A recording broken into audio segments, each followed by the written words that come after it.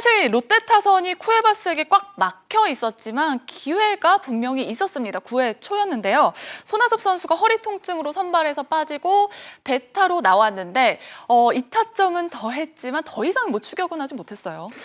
그 9회 초 공격을 두고두고 이야기해야 될 것 네. 같아요. 근데 오늘 뭐 PD가 노이즈 마케팅을 하면서 제가 뭐 돌직구를 날린다고 하는데 돌직구는 아니고요. 야구는 때로는 감독이 감의 야구도 하지만 확률 경기지 않습니까? 야구는 그래서 확률을 좀 많이 따라가는 편인데 지금 김원중 선수를 쓰지 못하고 경기를 계속 끝내기 피해를 당한 것도 있고 오늘은 사실은 3대5로 끌려가다가 지금 9회 초 공격을 좀 하는데 이대호 선수가 1사에 김재윤 선수에게 중전 안타를 치고 나갔고 마차도 선수가 또 중전 안타를 만들어냈습니다. 똑같이 세 명이 지금 중전 안타를 만들어내면서 1사 만루가 됐습니다. 이제 네. 문제는 여기서 이제 모든 사람들이 이렇게 의아하게 생각하는데 1사에 김재유 선수가 타석인데 손아섭 선수가 오늘 허리 통증으로 선발 출장을 안 했기 때문에 사실은 나와야 되는 타이밍은 김재유 선수 때 나와야 되는데 투아웃이 되고 난 이후에 지금 손아섭 선수가 나와서 좌전 안타를 만들면서 3대2까지 쫓아갔습니다. 이러니까 더더욱 아쉽게 되는데요. 사실은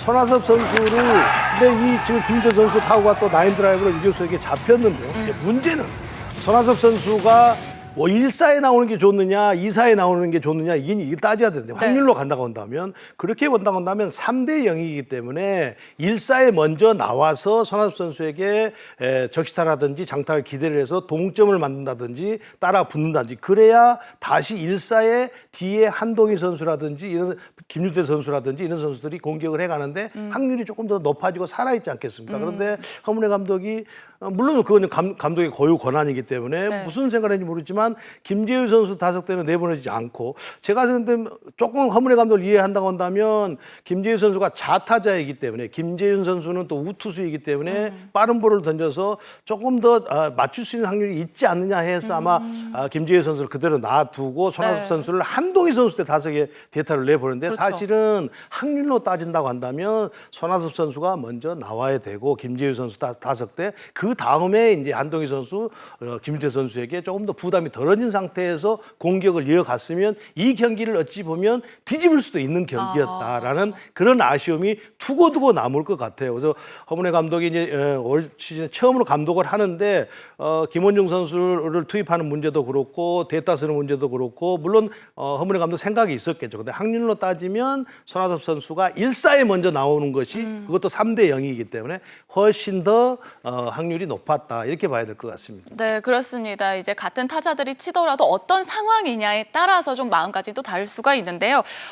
말씀하신 부분에서 또 한번 짚고 넘어가야 할 부분이 있을 것 같습니다. 김원중 선수 이번 주 화요일에 보고 계속해서 이 모습을 드러내지 않고 있는데요. 뭐 선수의 컨디션 관리도 중요하겠지만 뭐 등판 간격을 조정해서 구위 조절을 또 하는 것도 참 중요하잖아요. 좀 이거에 대해서도 어떻게 생각하시는지.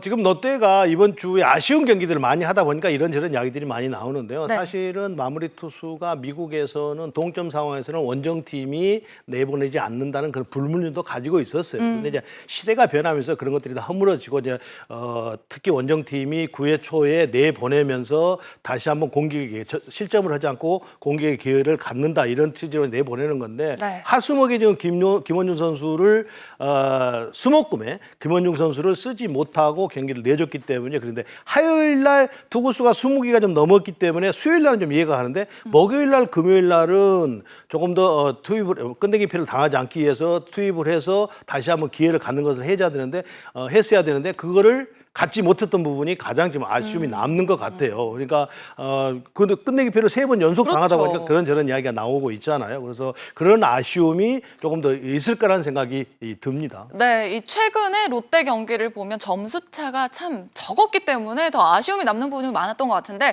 허문회 감독은 일단 뭐 김원중 선수를 무리해서 투입하지 않겠다라고 밝힌 부분도 있어요. 김정준 해설위원 어떻게 보시나요? 말씀하신 대로 이수철 위원님하고 저도 거의 좀 비슷한 이야기가 될 것 같은데요.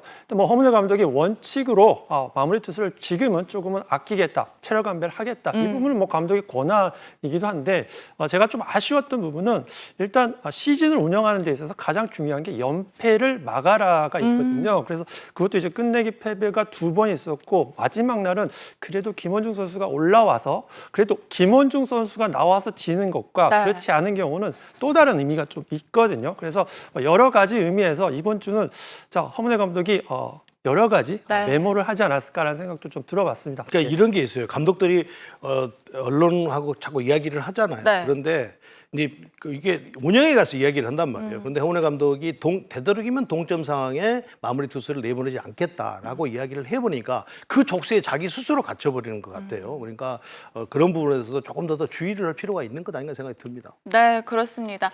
또 이렇게 여러 가지 또 재정비를 해야겠고요. 롯데는 이렇게 해서 오늘 패배를 하면서 5할 승리 무너지게 됐고 KT가 위닝 시리즈를 가져가게 됐습니다.